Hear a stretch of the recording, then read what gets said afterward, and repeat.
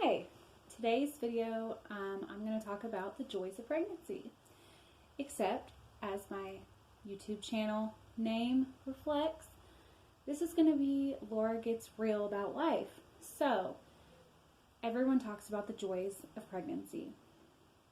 This is my fifth child. This pregnancy is my fifth child. And I must say, there have been some joyous moments during pregnancy over the years, but there are a lot of things I wish people would have told me prior to becoming pregnant about different symptoms that you can experience. Not to mention, let's talk about other people's comments about your pregnancy, which a lot of times they don't think before the thoughts come out of their mouth. So, let's start with the pregnancy glow. This is something we've heard about, especially as we're young and we see all these women, and I think it's less common now because people are more realistic. So the only time that I have experienced a pregnancy glow or seen another mom experiencing a pregnancy glow is either walking from the parking lot into your grocery store in 90-degree weather, or if you have a spray tan. Nothing wrong with a spray tan, but I'm just saying that's the only times I've ever seen pregnant women glow. And really, with the walking in the parking lot, you're looking at more of a glisten than a glow. Not super attractive. Another thing about the joys of pregnancy. You get this wonderful round belly.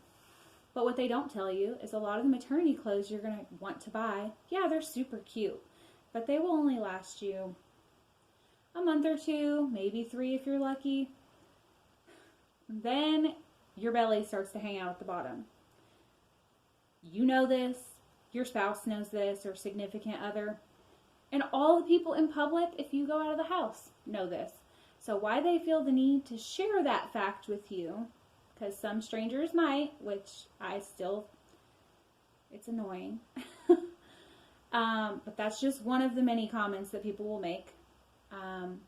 Let's talk about, then there's the nausea. They talk about morning sickness. Morning sickness? No. All day sickness for some people. If you are blessed enough to not experience any daytime sickness or morning sickness during your pregnancy, count yourself blessed. Usually, obviously, it's worse in the first trimester, but for some people, it can go on the entire pregnancy. There's also something during some pregnancies, instead of nausea or morning sickness, you get this awesome thing where your mouth produces more spit. So you're walking around all day having to spit, and it's really unattractive. But that's another. I thought I was concerned during my second pregnancy, and my doctor's like, no, it's completely normal. Did not feel normal to me. Let's talk about, leakage. Let's talk about leakage. So you hear about people talking about crossing their legs when they sneeze and things like that. That is no joke, okay? Stock yourself up on liners and pads prior to becoming pregnant, or just hit up the deals while you're pregnant, because come the end of your pregnancy, it's not cute. And it's not just when you sneeze. It's when you sneeze, you cough, you laugh too hard, you bend over depending on how you move. It gets really exciting. Let's also talk about, what's next? Round ligament pain. Ladies. And I specifically am talking to the ladies about this because unfortunately men, you can't get pregnant, so you're fortunate. Pregnancy's wonderful until you get round ligament pain. Round ligament pain is sore all in your abdomen. For me, I never had it with my first 4. This time I've completely understand now what other ladies are complaining about. It's mostly for me in the mornings or during the night when you're trying to roll over and find some way to be comfortable while you're sleeping. Then moving on from round ligament pain. Oh, by the way, there's not really anything you can do for round ligament pain. My doctor's office suggested a belly brace. Those things are garbage. Don't waste your money or your time. It's especially if you have other children, because you can't chase a toddler or an older child while wearing this big old belly band, and it's not attractive. Which not many things about pregnancy are, unfortunately. Let's talk about sciatica pain. If you already have sciatic nerve problems, times it by at least 100 during pregnancy at some point. So that's exciting. It can get to the point where you can't put any weight on one leg. So that's awful. You feel like you need crutches or something. I've been there several times. And unfortunately, doctor's office recommendations is a hot shower or resting. That's not reasonable for most people. At least if you're working or you have other children or you're in school. I mean, you can't just sit around all day. Then you have something called symphysis pubis dysfunction. The short term for that is SPD. If you say it quickly, people will get it confused. SPD is a very unfortunate and very painful condition during pregnancy, and apparently it's more common after you've had one pregnancy or more, but it's where your pubic bone is separating, or in my case, it pushes together, and it causes severe pain. Essentially, it's like being kicked between your legs, and it hurts so bad. Again, worse at night when you're sitting still for long periods of time, sitting in the car too long, sitting in an office too long, in a classroom too long, whatever the case may be. If you're sitting in one spot, it can definitely be painful. Again, the only solution for that is birth. So it typically goes away. For me, it's been 2 to 3 weeks after birth. I've seen a significant improvement. So going away from and then swelling, of course, swelling. I typically have not dealt with swelling until the after birth stage, but I do know of several friends who experience swelling just from being on their feet all day, or being out in the sun and running around doing errands or playing with the family. According to online and doctors, it's not a concern unless it's either sudden or severe. So that's one thing to keep in mind. Everyone's like, do I need to be worried? If it's not sudden and it's not severe, or it goes away after resting with your feet propped up, you're good. It's just uncomfortable. Which you can do compression socks, things like that, but I mean, none of that really does a whole lot, in my opinion. Let's talk about other people's comments. This is my biggest pet peeve. You go around, you know you look like a whale, okay? You know it. You know everybody else knows it, but people just feel the need to just, when are you due? Which I don't know if they're trying to be polite or start a conversation, but for one, if you are not 100% sure that that person is pregnant, you should not ask them if they're pregnant or when they're due. Because I have definitely experienced people asking me that after giving birth. And let me tell you, it just makes you feel about this big when you have to tell them, oh, my baby's a month old, or my baby's 2 weeks old. I had someone tell me at a Walmart when I was leaving, oh, she looks like she's about to pop. I had my baby 2 weeks ago, but he was at home with my mom because I didn't want to take him to Walmart with all the germs. So that's just one area. But back to the when are you due question. Okay, my due date currently is January 6th. It is October right now, the beginning of October. And anytime somebody asks me this question, I dread answering it. I say, January. And they're like, oh, wow, with a big expressive face. Then I get this question. Are you having twins? Okay.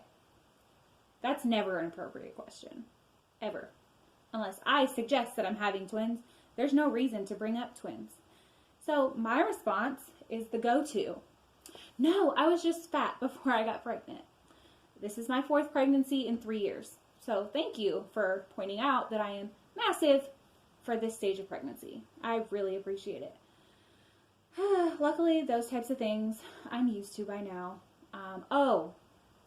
Then I have 5 older sons. We go out in public. We go to the grocery store or a restaurant. And people feel the need to constantly ask, oh, well, I hope this one's a girl. Nope, it's another boy. But thank you for reminding us that we have a large family of boys. And then they ask, are you going to try again? 1, I don't even know you. It's not your business. 2, no, we're not, because half a dozen boys, that's plenty.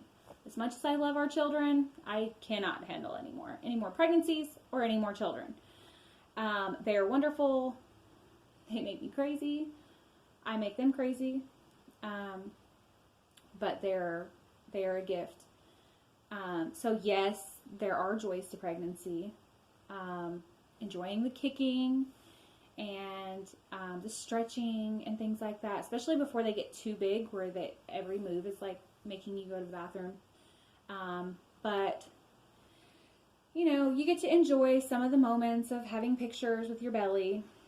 And then afterwards, you have that to keep and remember your pregnancy by. As time goes by, you're going to forget about all the miserable little things about pregnancy. But then when you get pregnant again, you'll remember very quickly. Oh, heartburn,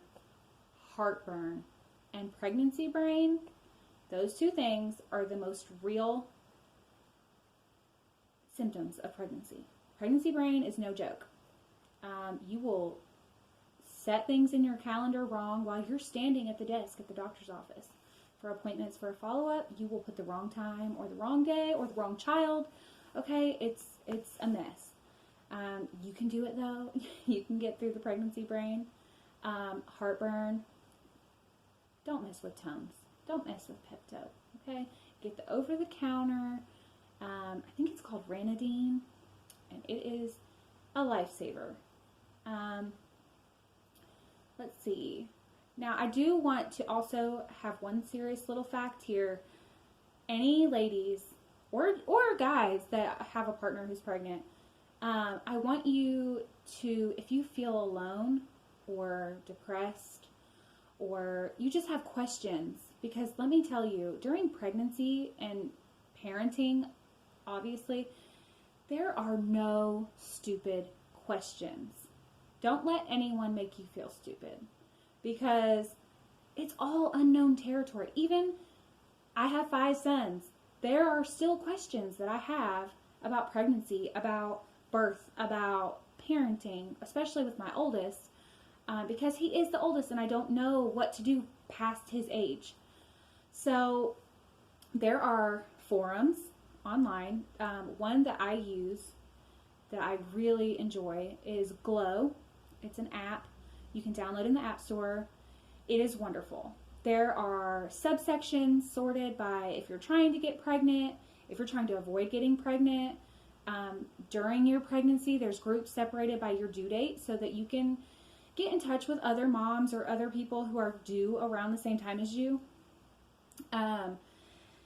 There are, and it's not just pregnancy related, there are questions about health conditions, local news, controversial topics, if you're interested in that kind of thing. There is groups about health and fitness, stay-at-home moms. There's groups on there. You can just connect with people, and there's ways to chat with them on the app. There are other apps like that. I don't use any of the other ones, but I know that there are other forums, there are Facebook pages, and some of them are private. So that you can,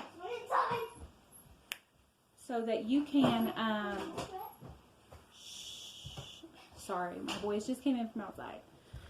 There are other Facebook pages that are private and some that are open. If you're not sharing the news about your pregnancy, you can still join these groups and communicate with other people in your situation. So don't ever feel like you can't ask anyone a question, especially before you decide to announce to people that you're pregnant, because there are always people out there in your situation. Talk to your doctor. Please, please, please. If you are depressed or you are just you feel a little down, but you wouldn't say you're depressed. You just feel a little down. Please talk to your doctor or a counselor or a close friend and see about getting help, see about medications, any of that kind of thing, because there is nothing to be ashamed about. Pregnancy is hard. Life is hard, but there are other people out there that are doing the same as you. So please, please, please take this advice and just get the help you need. But otherwise, try to enjoy the joys of pregnancy and the not so joyous things of pregnancy. So hang in there, guys. Pregnancy gets real. Oh, that was cool.